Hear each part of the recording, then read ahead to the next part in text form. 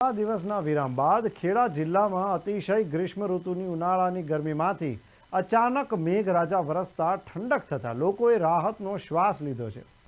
ખેડા જિલ્લામાં છેલ્લા ઘણા સમયથી અતિશય ગરમી પડવાથી લોકો હેરાન પરેશાન થઈ ગયા હતા। બીજી બાજુ જિલ્લાના ગામડાઓના ખેડૂતોમાં પણ અતિશય ગરમી તેમજ વરસાદ ન આવવાને લઈને ચિંતાનો માહોલ જોવા મળ્યો। જન્માષ્ટમી તેમજ પવિત્ર શ્રાવણ માસમાં ભગવાન ભોલેનાથની અસીમ કૃપાથી અચાનક ધોધમાર વરસાદ પડતા સમગ્ર પંથકમાં શીતળતા તેમજ ઠંડકભર્યું વાતાવરણ થઈ જતા લોકોમાં આનંદનો માહોલ જોવા મળ્યો।